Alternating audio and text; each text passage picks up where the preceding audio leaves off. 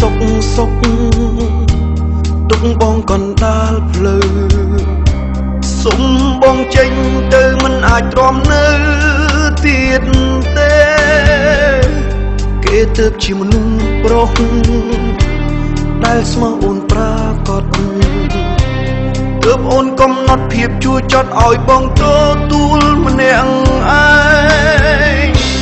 មានត្រឹមចិត្តស្រ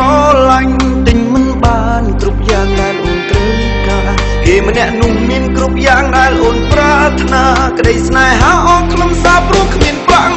អូនសុខចិត្តខំដែលអូនអត់ពេលដងស្មោះជ្រើម